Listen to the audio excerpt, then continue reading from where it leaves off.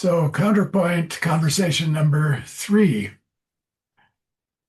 In this Counterpoint dialogue, Karin and I will speak about who or what leads the process of self-realization for Sufism on the one side and individuation on the Jungian side. What leads the process?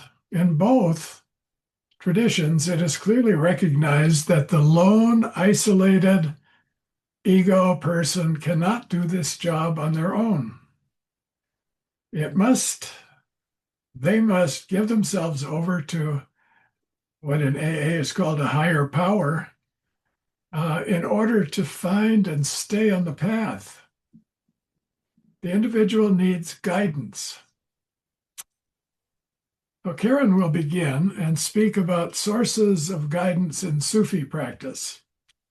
She's very experienced in this, having given many years of her life to this path of self-realization. So, Karin, please. Thank you. Thank you so much, Murray. Guidance in the Sufi tradition is often associated with the silsila, which we talked about in a previous episode. It means the chain of initiates or the chain of teachers. And it means that when you step on that train, as it were, you become part of a collective wisdom that dates back to the first morning, more or less, in the Sufi tradition. And that is helpful, but lineage alone is not enough as a guidance for an individual. The purpose of initiation is also to awaken the guidance from within. And in the Sufi tradition, Inayat Khan talks about a figure, an invisible figure called Khidr, who is the hidden, invisible initiator of Moses. He belongs as well to the three immortals, together with Elia, who is the fire, the guide that gets things going, and Jesus, who brings compassion, resurrection, excuse me, of course, and also breath to the initiate, and that's relevant for our previous talk as well. He comes to ordinary people who are open to the green one, as he's referred to, associated with water, and he opens the door, the internal door to the wisdom that is innate. In the case of Moses, he also did his best to disrupt a Moses that thought he knew what was right and well and not.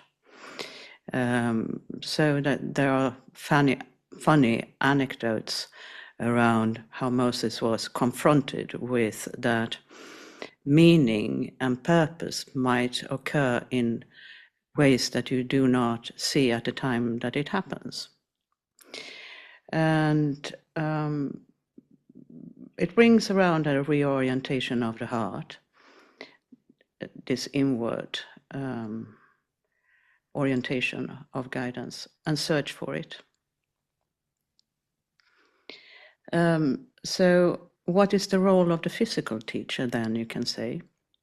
If it's just like that and you can sit down and you will get hidden initiation, why would you have a physical person to offer initiation to you?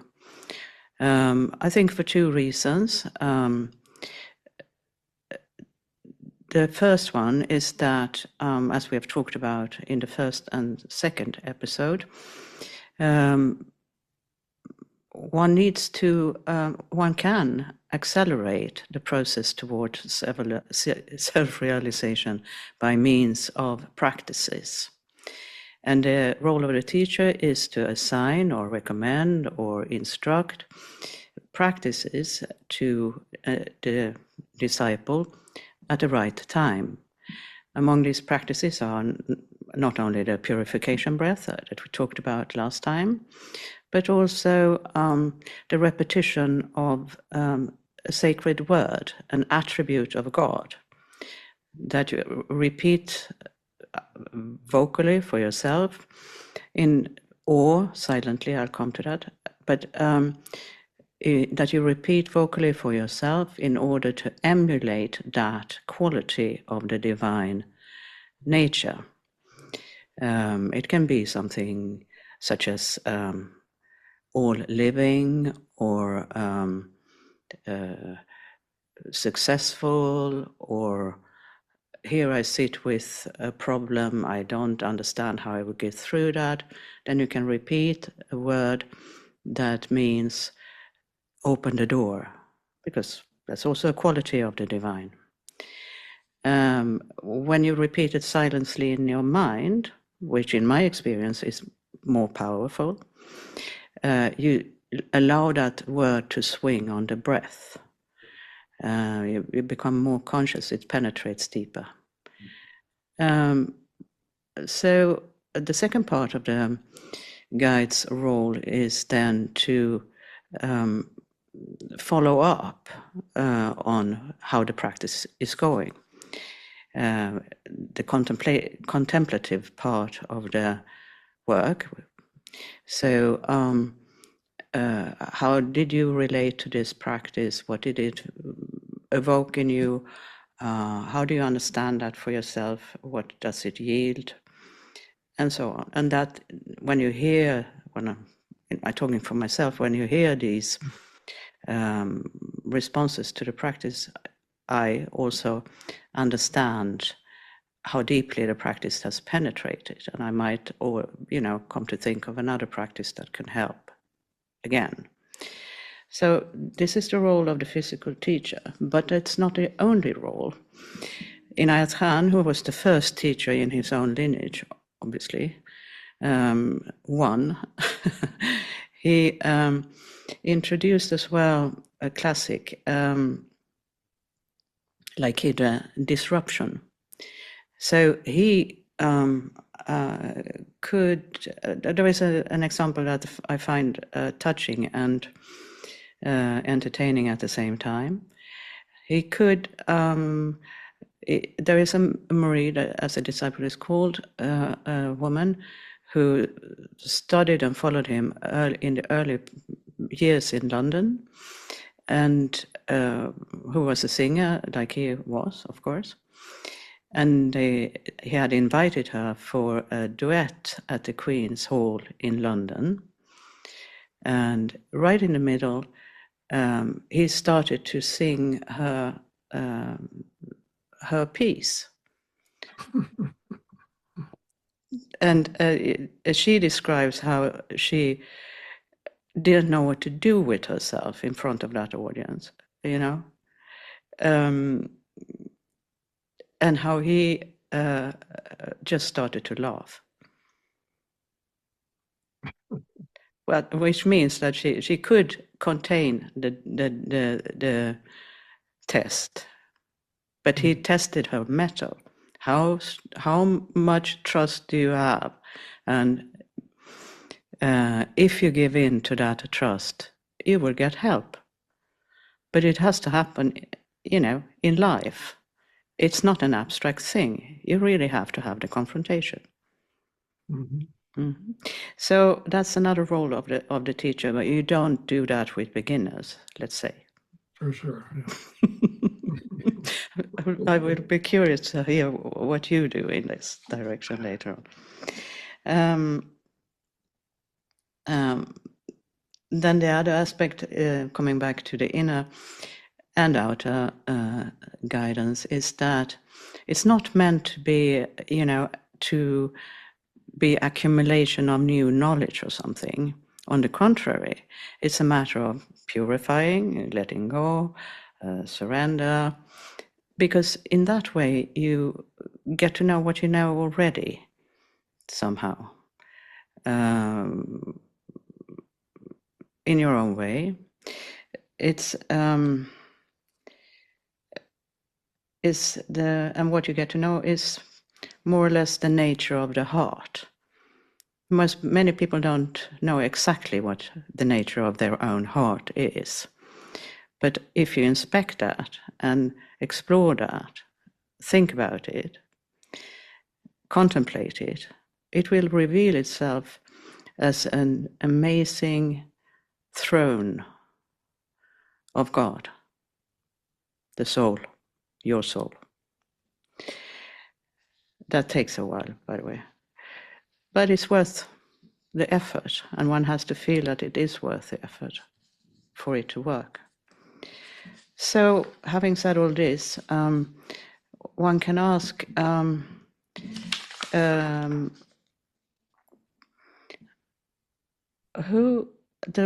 what you started with, huh? Who guides the way? Who is the guide? And when you realize that it's not only tradition or initiation or not even the self, what is guidance then? How does it work? So that's all for me, and now it is my huge privilege to introduce Dr. Murray Stein,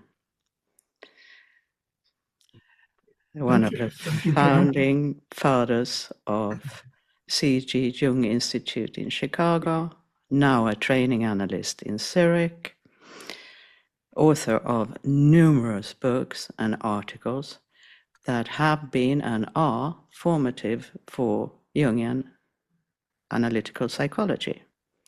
Moreover, Murray has written a play together with a colleague, or more plays actually, but the latest is called The Twilight of Bollingen, I should say. Sorry about that. Mm-hmm. So thank you, Murray. Okay, Karin, when you tell these stories about Inayat Khan, it reminds me of stories that are told about Jung. And I think this tradition of telling stories is a part of the guidance, or at least it gives us an impression of what the path is like, and what are some of the bumps in the road, and the could say challenges that these great teachers put before us. So on this question of guidance and who guides us in the Jungian world, psychoanalytic tradition, it's of course the Jungian analyst, who is the physical person who, at least at the beginning of most people's journey into this project of individuation process, find guidance by, ringing his telephone and making an appointment and going to see him. And I remember some stories about Jung when people would come to see him and they would say, well, I come to you for guidance. I want you to be my guide. I want you to tell me what to do. And Jung would shrug his shoulders and say, I have no idea what you should do. Don't ask me. We have to look to you, to your dreams. You know what you should do. But this is unlocking the door to the inner guide. Mm-hmm. Jung didn't want to play the role, nor do any Jungian psychoanalysts want to play the role of, quotes, the guide, in the sense of an instructor who tells you what to do next, and here's, the formula and the recipe. No, that isn't the process of guidance as we experience it in the Jungian world. And on this question of lineage, there is a certain sense of lineage, but nothing like what you have in these ancient traditions that go back to the first day, to Adam and in the garden, the anthropos. they go back to in the Jungian lineage, you could say, you have Jung, and then you have people who worked with him, and then people who worked with them, and so on. So my analyst had worked with Mary Louise von Franz, who had worked with Jung. So I'm third generation. People who work with me are fourth generation, and so on it goes. So there is a sense of tracing your lineage back to the source in Zurich. And there is a certain sense of guidance from tradition. I would say another thing about guidance, aside from analysis and the analyst, is the written word. I discovered Jungian thought by reading, and that was my first exposure. I came to a Jungian analyst later, after I'd read Memories, Dreams, Reflections, Jung's autobiography, and was utterly fascinated by what he was talking about. This process of individuation, looking at your dreams, synchronicities, active imagination, all that sort of magical stuff that I had never heard about in my academic training until then.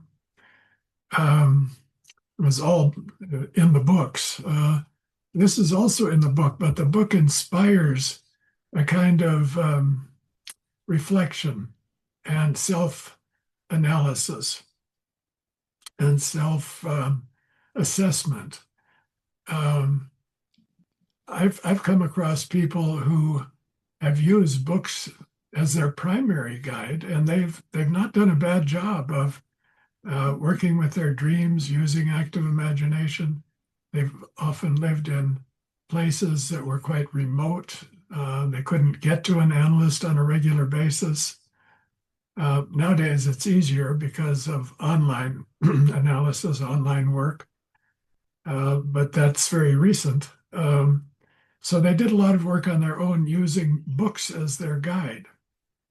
And Jung's collected works are a guide, and there are many, many other books in the Jungian library nowadays, very helpful books by some of his outstanding disciples and followers like Mary Louise von Franz, Barbara Hanna, Mario Jacobi, Erich Neumann, Esther Harding. These were very, very gifted, brilliant thinkers and had the experience with Jung. Most of them had worked with him. And then they write out of that experience. And so that has been a source of guidance for many people in the Jungian world.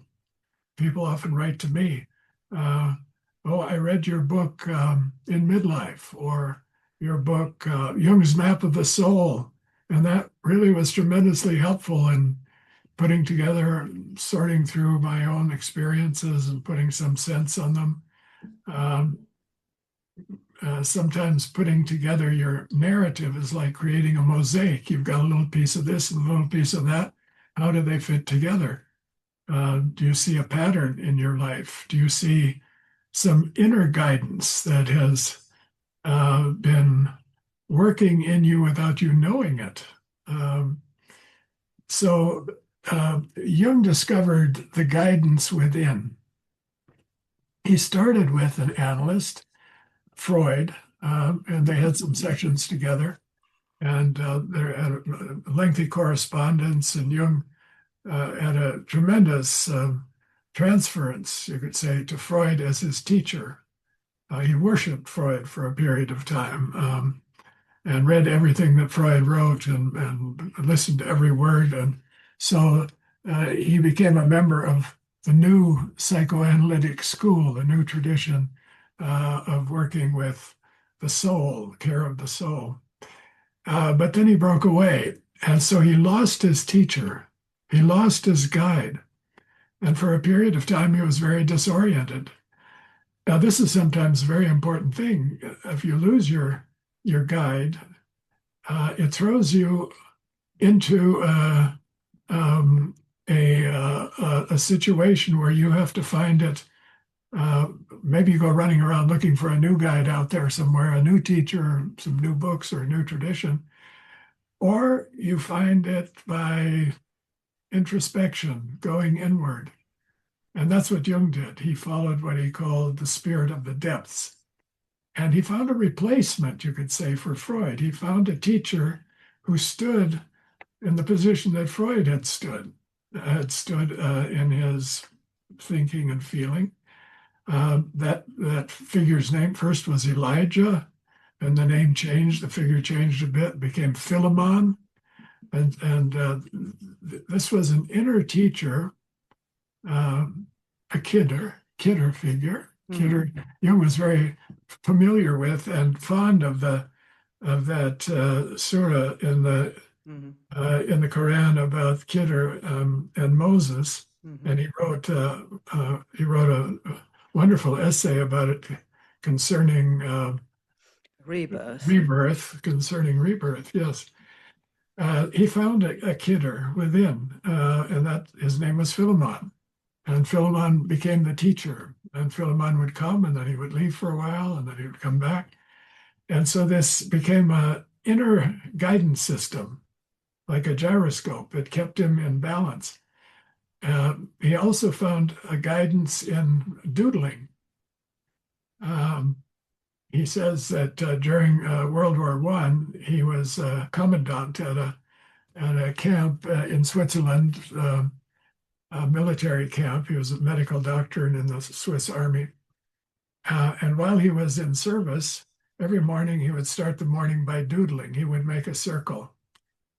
He later called this a mandala. He would make a circle and he would observe, is the circle round or is it broken? What does the circle tell me about my state of mind today? And he noticed that in this doodling, he got messages from the unconscious. He didn't intend, he just started with a piece of paper and a pencil and made a circular motion or something. And he noticed that if it was broken, he had gone off course. He'd been tempted to leave his path. And there's a famous example of that when a colleague of his, a very close friend and colleague, told him, Jung, actually, you're an artist. You should become an artist. You're doing art, painting these beautiful pictures in your red book and so on. And that was a temptation for Jung. That maybe I'm an artist. Maybe I'm not a doctor. Maybe I'm not a psychiatrist. Maybe I should go to Paris, kick over everything and become a left bank artist. And that morning he drew a very disturbed mandala. And what that told him, he says, was the self is saying, no, that's not your path. Don't be tempted by it. Stay on the path that you've been going on. And he followed that. He remained a doctor of souls to the end of his life, even though as a sideline, he enjoyed making art and sculpting and doing all kinds of artistic things, carving and painting. But he didn't change his course. So he got guidance from an activity like doodling. And some people have picked that up in art therapy and use it. It's called spontaneous painting or drawing. You take a big piece of paper and you just start putting something on it, color, or start marking and let it evolve and something will emerge.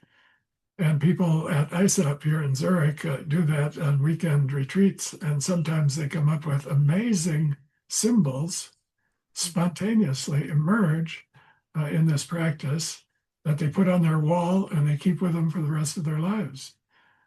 So symbols emerge that, again, are part of the guidance system. So as Karin says about guidance, there is an outer guide, a physical guide. The analyst will, when it's appropriate, say, well, maybe you could do active imagination with this symbol or this dream. But again, only when the person is ready, because you need a pretty strong ego to confront the unconscious. As Jung learned from many experiences, if you involve a person with a weak ego or a fragmentary or a fragmentable ego involved in these confrontations, dialogues with the unconscious, they can become inflated, they can lose their way, they can become incapacitated. He sometimes speaks of latent psychosis, that is triggered by getting too close to the unconscious. So he was very cautious, but at the right time and with the right candidates, he would make recommendations, ask them to maybe create a painting from your dream, do something with it, and this do active imagination. And he felt that the practice of active imagination freed the clients from dependence on him.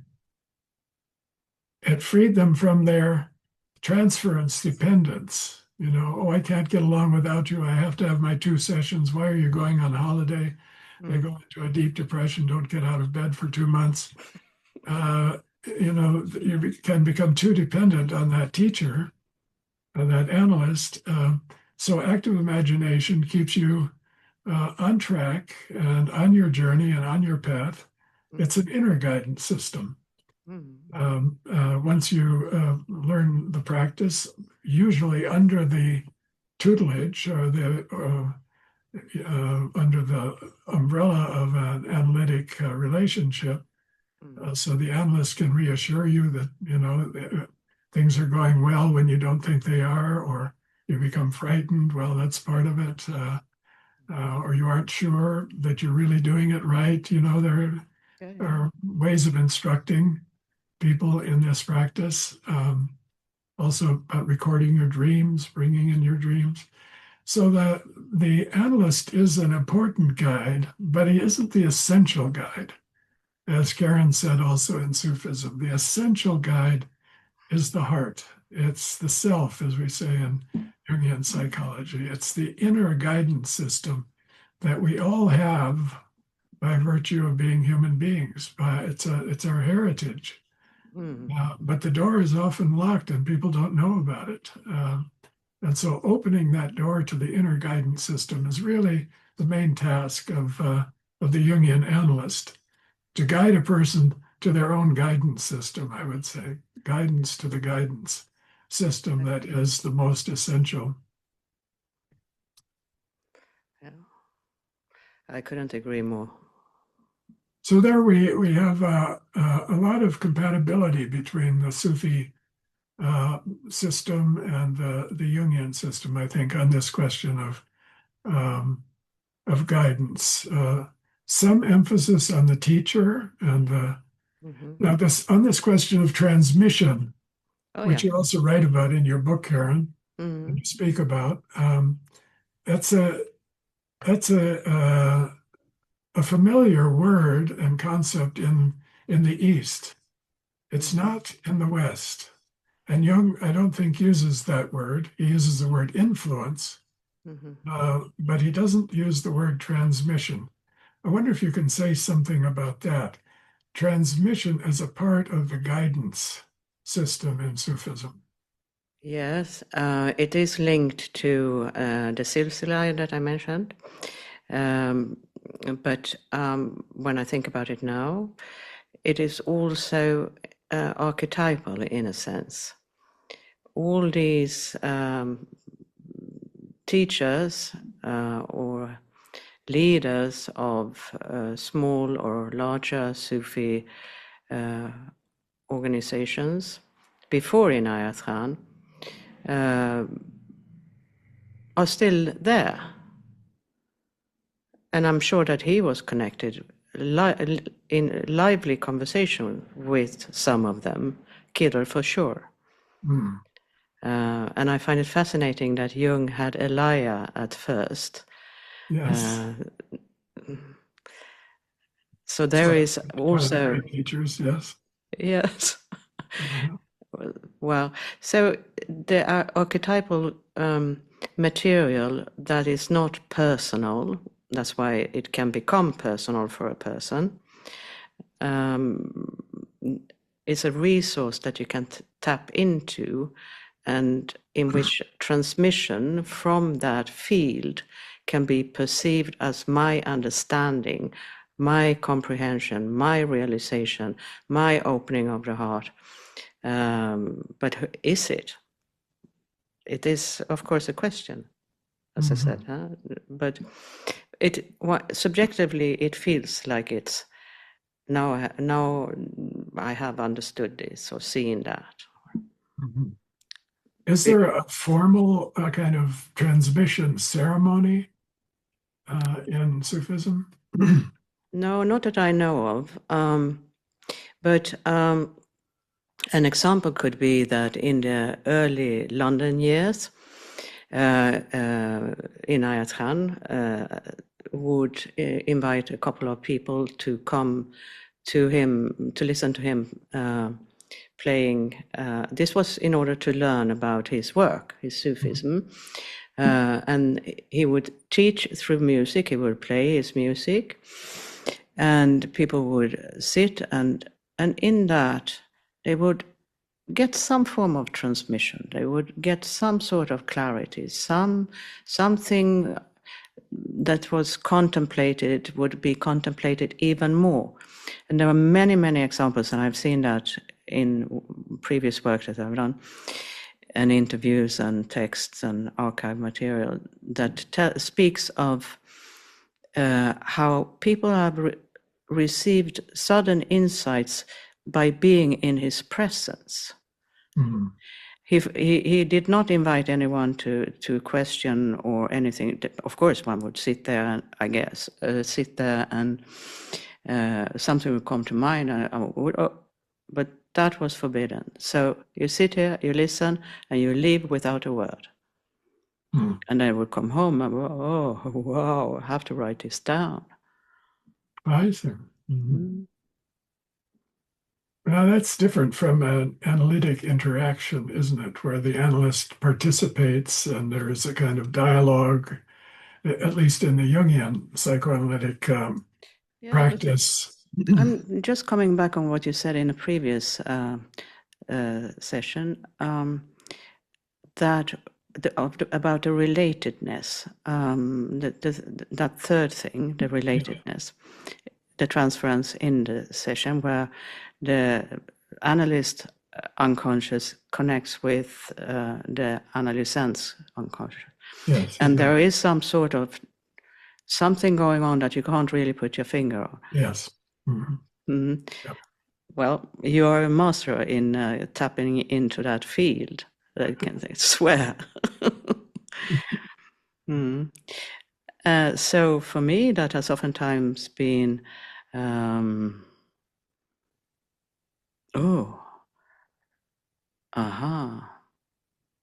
okay.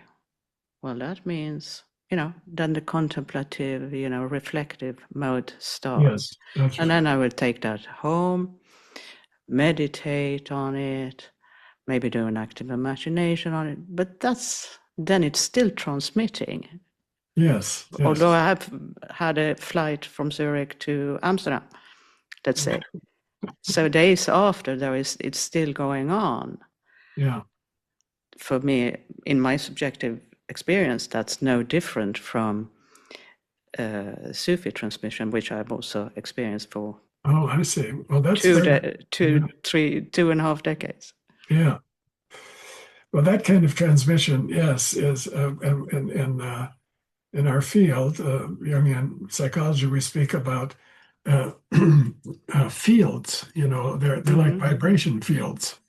I think Inayat Khan set these up with music. They're vibrations, and in the office, at a certain moment, you can start feeling those connections forming and at a subtle, you could say, vibrational level. Sure. And then there's a different atmosphere in the room for a Instantly. period, and I consider that a transmission. Jung spoke about influence. That once it isn't the influence given by suggestion or education, telling you something or making an interpretation. It's more subtle than that. It's presence, Exactly, and nonverbal. And nonverbal, yeah. Verbal might be going on, but this is at a nonverbal level, and it's going on, and there are many things going on in a session, but the transmission part, And I felt that very strongly with my analyst when I was in analysis many years at the beginning of my training. Uh, uh, and I found myself, when I left Zurich and went into practice, moved back to the States, I found myself greeting the clients who would come into my office exactly the way my analyst had greeted me. And suddenly it occurred to me, this isn't what people, I was living in Texas do. What am I doing? And then I remembered where that came from. It was just built in, but it kept me in touch with what I had experienced and what he had experienced. And so it comes, from the past down into the present. So these are transmissions. Yeah. And there is guidance in that. It's even on a molecular, or level that these habits are built up and you just do them automatically and you become a Jung. I don't know if you've read this or not, Karin. I've been recently reading Jung's vision seminars with working on the visions of Christiana Morgan. And he talks about all kinds of stuff there. He feels very free to just open his mind and go in any direction that occurs to him. But in one place, he's talking about becoming an analyst and having influence on other people. Because you're an analyst, you get projections and so on. And he says to them, become the person yourself who you want your client to become. Work on yourself first. You become the person that you would like to see your client become. Now, that doesn't mean you want to make them imitate you, but if you say, I would like to see them individuate, have you individuated? Have you done the work first? And then that will transmit. That's a transmission. And he says the personality is the most important thing in the room. It isn't what you know in your head and what you've read and learned, but it's who you are. It's so exciting to hear this because I immediately have the association to stages of spiritual development in Sufism. And what you're talking about is called fana fi shaykh. You die away from yourself into the shape and form and being of your teacher. Yes. Fana fi shaykh.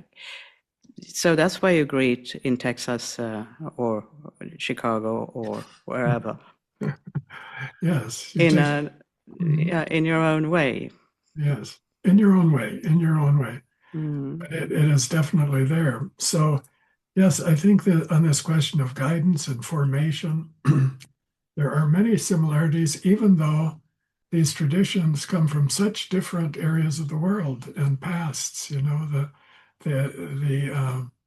The Asian background and teachings of Ibn Arabi and on the one side, and the teachings of the Gnostics and the alchemists and the Western alchemists flowing in through Jung and supporting his work. Somehow they flow together. These two streams meet. You in one of the chapters in your book, you talk about the streams meeting in Egypt. Yes. Right? Where East meets West.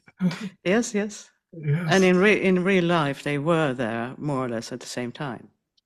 Yes. Not running into each other or anything, but they have never met, as far as I know. No. Oh, that's interesting. Yeah.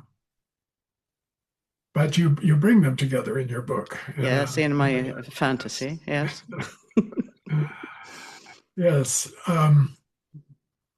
Is there anything else we want to say about guidance? Well,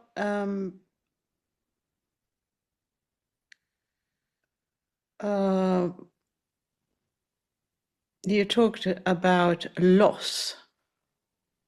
Yes.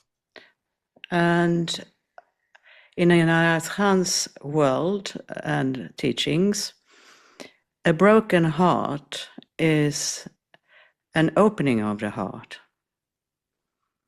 Ah, Hmm. that's interesting. Yes. Yes. So what we consider as ruptures and loss and grieve and carry on about Pain, pain. tremendous, tremendous pain in her the physical heart, the internal heart, the heart Yes. all over. Yeah. It just crashes. Yeah. Now, then you think you feel very sorry for yourself, of course, but afterwards you realize that it took you to the next level. It cracked open. Cracked open. Yes, I'm not going to quote Leonard Cohen now, but it is where the light comes in. Where the light comes in. Yeah. I discovered from our neighbor some years ago, a grandchild of hers died of cancer at a very young age. Mm. And suddenly she had a heart condition, and they took her to the hospital and examined her. And they said, "You've got a broken heart." And it was a reaction to that loss. And it actually affected her physically. She's okay now.